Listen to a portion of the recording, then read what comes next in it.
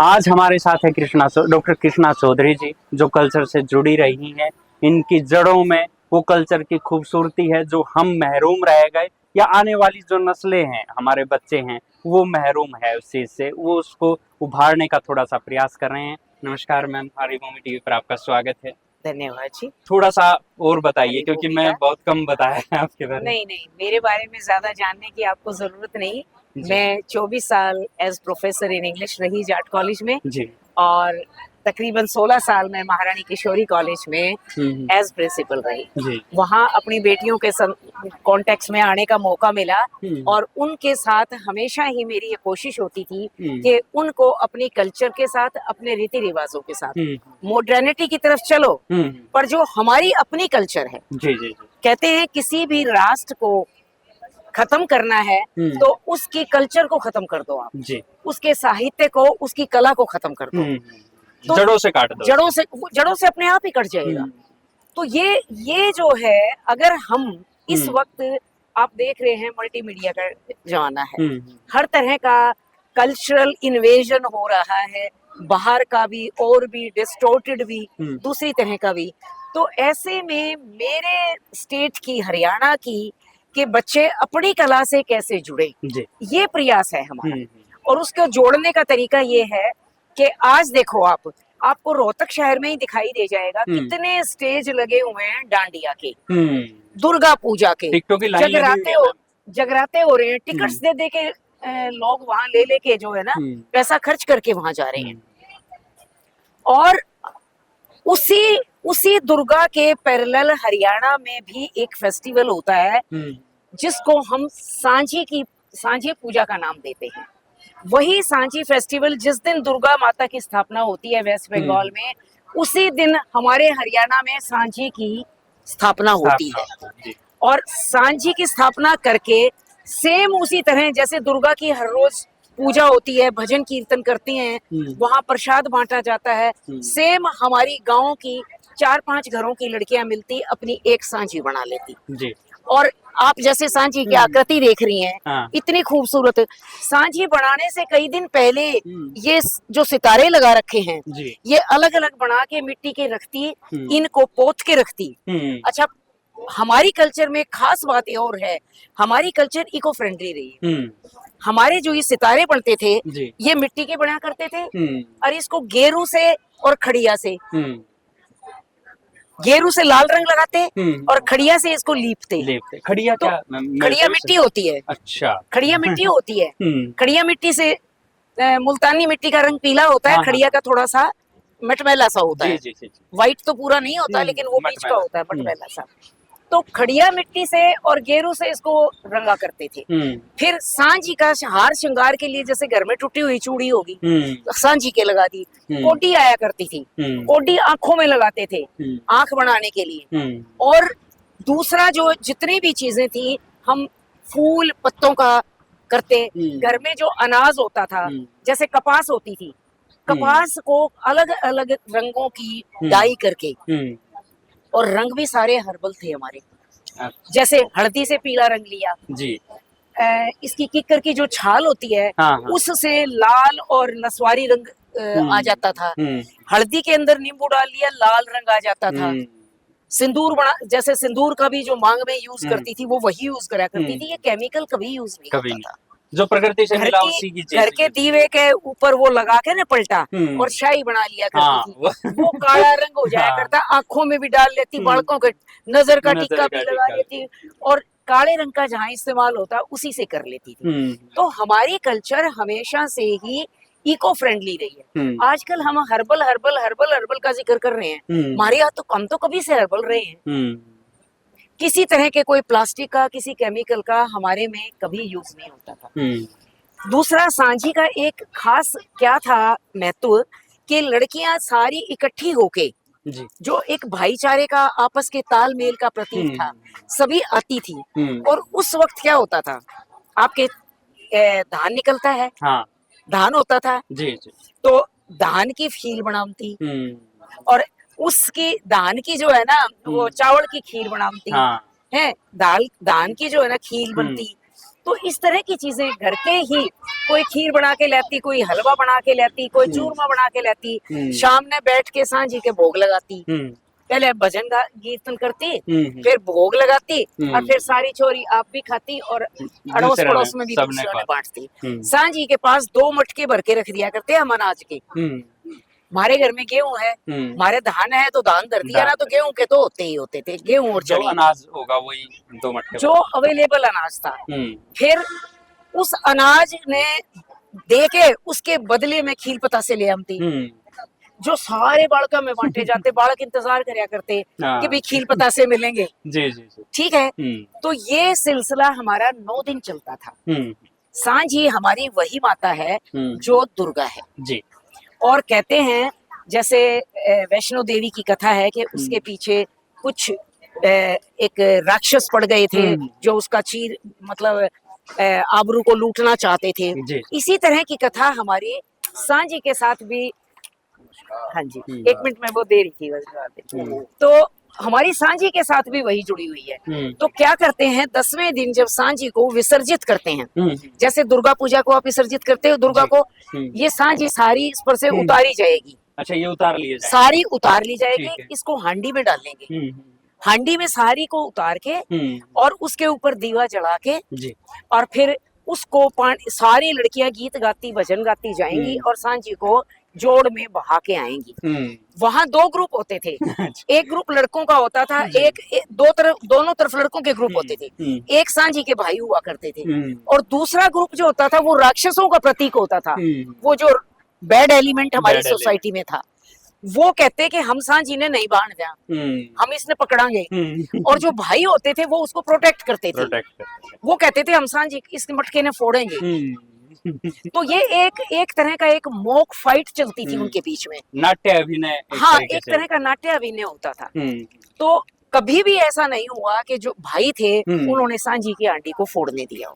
वो पार उतारते थे, पार जोड़ के पार उतरती थी वो, हमेशा पार। ये तो बाद में ये भाई है ना, ये भाई है, ये सांझी के पास जा रहा है कोथड़ी लेके। अच्छा, ये जो आपको दिख रही है ना ये गठड़ी सी, या इसके भाई की कोथड़ी है। जी जी। अब बहन है तो भाई तो चाहिए ना, तो ये भाई था उसका। अच्छा, जितने हमारे सांझी जो बनाया करते थे उसमें उसके साथ श्रृंगार के साथ पशुधन होता था, पशुधन को दिखाते थे। हरियाणा में से पशुधन निकाल दे तो क्या रह गया? हाँ, वो तो चीज है हमारी, एक तो खेती है, एक पशुधन है।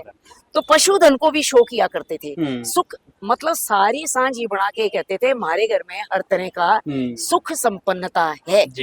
और सांझी माई से कहते थे संजा माई खोल के वाड़ी, संजा माई खोल के वाड़ी, बार खड़ी से दो कणे आड़ी।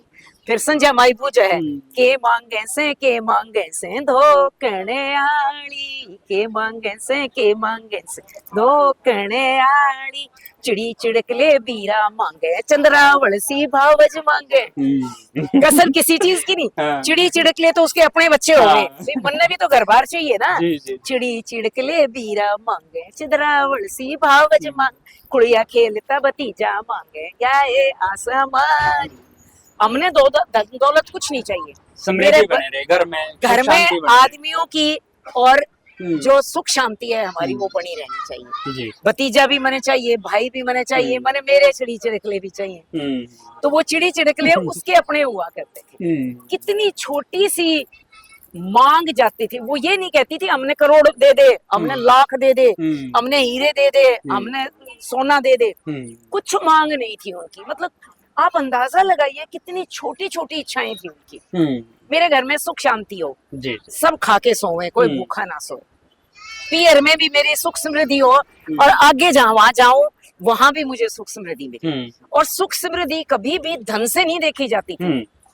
किसके घर में कितने आदमी हैं, कितने पशु हैं, उससे ये इससे मानी जाती। जो आधुनिक जो कंसेप्ट है ना, वहां से धन का जो वो तो मेटरलिज्म आ गया। हमने तो मेटरलिस्टिक चीजों की बात करते हैं।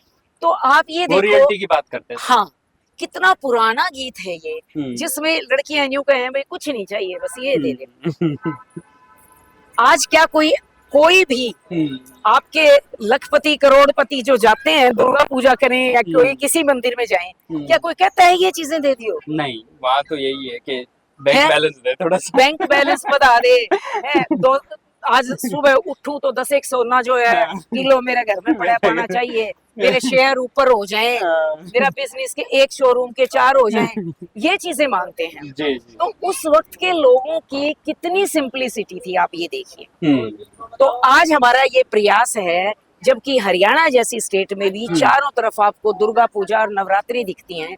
मैं ये कहती हूँ दूसरों के धर्म की में आस्था रखो, श्रद्धा रखो, उसको भी करो, लेकिन अपनी परंपरा को, अपने रीति रिवाज को, अपनी चीजों को बचा कर रखो। क्योंकि अगर आपकी माँ बहुत सुंदर है और मेरी बदसूरत है, तो क्या मैं आपकी माँ को माँ कहने लग जाऊंगी? मेरी माँ तो मेरी ही रहेगी ना। माँ तो अगर हमारी सांझी का हमने प्रचार नहीं किया, देखिए हरियाणा में कभी भी प्रचार का रीति रिवाज नहीं था। हाँ, वो अपने तक ही सीमित रहा। इसी वजह से ये परंपरा अब मरने लग गई है।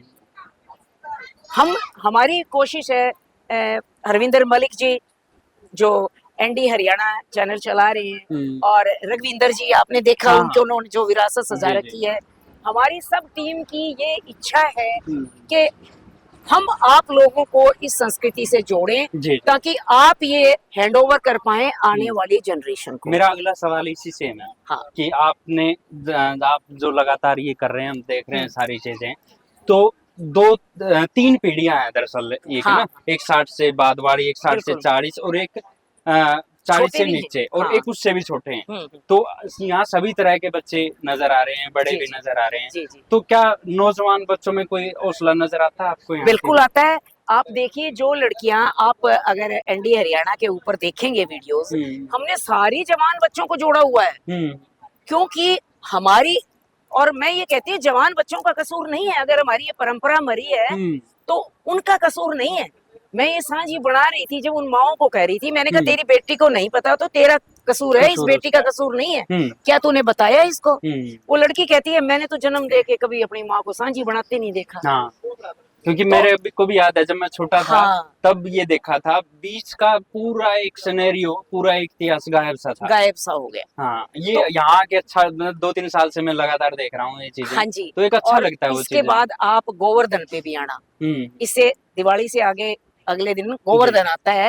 आपने अपने घरों में देखा होगा, जिसका मतलब होता है गोवर्धन, पशुवर्धन के लिए, क्योंकि हरियाणा की संस्कृति में 2 ही चीजें थी, और उन दोनों चीजों के लिए ही वो कामना करते थे। और जहां तक इसकी सांझी की बात है, इसमें आप हमारी आर्ट देखिए, ऐसा कभी नहीं था कि सारी और स्टेट्स के अंदर आर्ट्स थी और हरियाणा में नहीं थी। हरियाणा में तो आर्ट अगर आप देखने लग जाओगे ना, तो वो बिटोड़े थापे हैं ना, उसमें भी आर्ट दिखेगी। वो तो गजब के, कई गांव बिटोड़े देखे हैं आपने? उनको देखो क्या आर्ट है उनकी। तो गोबर पाथते हुए भी जो लेडीज आर्ट से करती हैं, तो वो जब ये अपने 30 त्योहार करती होंगी, तो क्या वो आर्ट का यूज नहीं करती? वही है मैम, बड़ा दुख सा होता है कि जब हम हरियाणा से बाहर निकलते हैं ना, तो वो जैसे राजस्थान है, वो अपनी कल्चर को बिल्कुल सहेज के रखा। पंजाब है, गुजरात है, ऐसे स्टेट है जो अपनी कल्चर पे पूरा फोकस भी करते हैं, उनको बढ़ाने का भी काम करते हैं। अभी मेरे ख्याल से 2-3 साल से ये प्रयास हुआ है कि सांझी का भी जो प्रयास है मेरे ख्याल से अभी शुरू हुआ है। 4 साल, चौथा साल है। लेकिन उससे पहले हमने सारा सांझी से जुड़ा हुआ सारा साहित्य, सारे गीत भजन, सारे के सारे बहुत सालों से पहले से रिकॉर्ड किए हुए। क्योंकि हम हरियाणा से बाहर जाते हैं ना, तो वहाँ कहते हैं वहाँ कल्चर है ही नहीं, एग्रीकल्चर है। हाँ, कहते हैं बड़ी, क्योंकि उनको पता नहीं, हमें नहीं पता, क्योंकि ये हम कहते हैं, उनका कसूर नहीं है। ये शब्द हमने उनके मुंह में डाले हैं जी। ऐसा नहीं है। हरियाणा जैसा भाईचारा, हरियाणा जैसा आदर सत्कार आपको किसी स्टेट में नहीं मिलेगा, लेकिन हरियाणा ने अब पे ही खो दिया अपना। हाँ। किस लिए? हमारी जो बोली है वो थोड़ी सी अक्खड़ है। अक्खड़ तो गुजरातियों की भी है? पर आप हरियाणा में भी 100 बोलियां हैं, कौन सी एक बोली है? यहाँ जो है ना, आओ जी थे बैठो जी, थे बिराजो जी, थे जिमो जी, ये कहने वाले भी हैं, आजा भाई बैठ जा, हाँ आजा भाई रोटी खा ले बैठ जा। तो ये ऐसा नहीं है कि ये चीजें हमारी हरियाणा में नहीं है, हमारे हरियाणा में सारी चीजें हैं, लेकिन अफसोस ये है मेरे हरियाणा का को क्रिटिसाइज करने वाला सबसे पहले मैं हूँ। और भाई जब आप ही अपनी इज्जत नहीं करते तो किसी दूसरे से कैसे उम्मीद करोगे? वही है, शहरों में जाके शर्म आती है लोगों को हरियाणवी बोलते हुए। क्यों आती है? वो पंजाबियों को तो पंजाबी बोलते शर्म नहीं आती, तमिलनाडु वाला तमिल बोले, उड़िया वाला उड़िया बोले, हमें क्यों आती है? मैंने पंजाब के बारे में एक और चीज देखी है, कई प्रोग्राम में वो इंटरव्यू करते हैं ना, तो माफ करना हम हिंदी बोलने लगे हैं।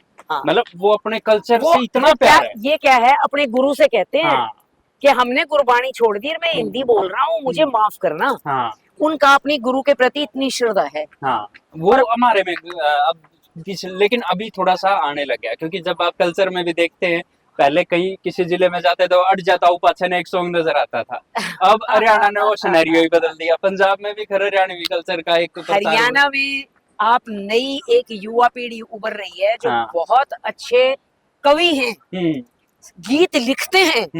आपका किसान आंदोलन था, किसान आंदोलन में वो जो गीत बनाए अजय हुड्डा ने, तुरंत के तुरंत अच्छे कवि, मोदी जी तेरी तो पकड़े हम दिल्ली आ गए, जो भी थे वटेवर। मेरा कहने का सिर्फ मतलब ये है कि हरियाणा में हमारे देहात के बच्चों में इतनी कला है, इतनी कला है, लेकिन कोई स्पॉन्सर नहीं कर रहा। हाँ, आर्थिक रूप से काफी, आर्थिक रूप से भी चाहिए, उनको गाइडेंस चाहिए।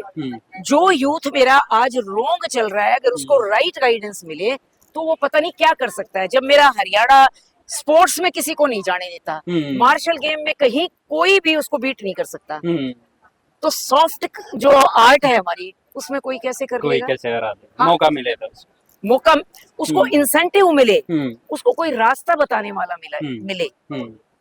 नहीं, बहुत बहुत शुक्रिया मैम, आपने बड़े गजब के तरीके से, मुझे ये बहुत लंबी बातचीत हो सकती है, लेकिन दर्शकों से फिर अगला एक वीडियो बनाएंगे और लगातार बीच बीच में बातचीत जारी रहेंगे। हरी भूमि का तहे दिल से धन्यवाद, और आप सबका भी, और मुझे बहुत अच्छा लग रहा है। आप जैसी जो पीढ़ी जुड़ेगी वो आने वाली 2 जनरेशंस को सिखाएगी, ये हमारा मकसद है। जी बिल्कुल। तो इसका मतलब जब एक यंग एलिमेंट इतना सारा हमारे साथ जुड़ रहा है, तो इसको देख के मैं बहुत खुश हूँ। हमें लग रहा है हमारा जो मकसद है वो पूरा हो रहा है। पहला कदम चल पड़े। हाँ बिल्कुल बिल्कुल चल पड़े, और हम तो चलेंगे। जी। जब तक पैर चलेंगे ना, हम चलेंगे, हम हिम्मत नहीं छोड़ने वाले। बिल्कुल। और आपको न्योता है, आप हमारे गोवर्धन पे भी जरूर। हाँ बिल्कुल आएंगे। जी ठीक, थैंक यू।